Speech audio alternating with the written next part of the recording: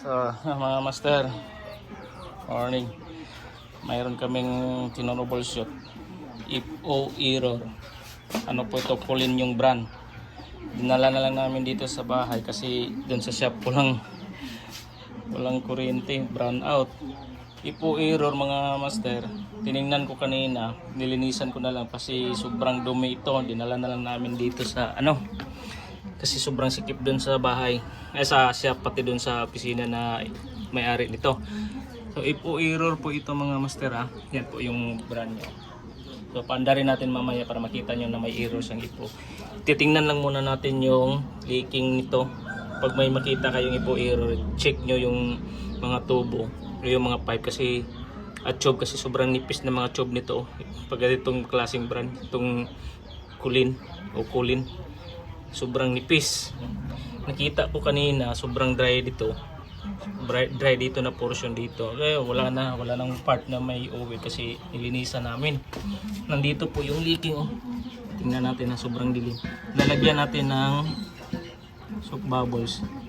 Titingnan nyo kung may freon pa o refrigerant. Titingnan natin ha. Parang ubos. Diyan tingnan nyo, kita nyo. So yan. Ayan, di ba? Bumubula-bula. Ang error po nito ay nakita natin agad, paandarin natin na standby lang tayo saglit. Kukunin ko lang muna yung charge ko yung extension wire. Dinala na lang namin sa bahay kasi walang kuryente doon kanina sa shop. Saksak diretso. So hindi na natin to. Diretso na para makita niyo kung totoong may error. Saksak charge. Sobrang sikip, pasensya na mga master. So titingnan na pa dito pa sa labahan Brand out kasi dun sa shop. Dinala namin to kasi sobrang sikip dun sa opisina. Wala kaming pwesto na maglilinis o mag-repair nito. Dinala namin sa shop. Nung ayusin na sana, nag-brand out. So buti na lang yung bahay namin malapit lang sa shop. So nakita nyo kanina, di ba? So hindi na natin ikakat, dire-diretso na. Sige. Saksak. Yan naka-on na yan ha. IFO ang lumalabas dito kasi may leaking. Yan umaandar. So hindi na natin dire-diretso na to. May lumalabas na IFO dito. So nakita nyo kanina na may leaking doon Tayo lang natin ng mga ilang seconds. Mandar to. Yan, mandar na yung blower Yan mandar na.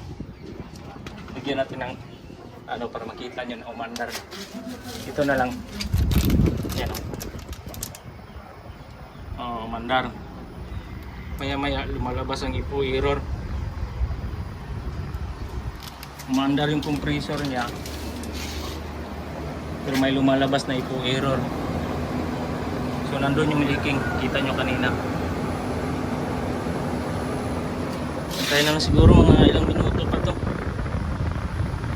So ko na lang muna saglit para hindi masyadong mahaba yung kuha natin ng video nito. Kung ilang minutes ito maglalabas yung IFO error. Kasi kanina nakasaksak na nakalagay na IFO. Tinanggal na lang namin kasi daming tao sa opisina. Yun, nandun yung error. So standby lang tayo, hintayin na lang natin saglit. Nandun yung error kanina, yung leaking.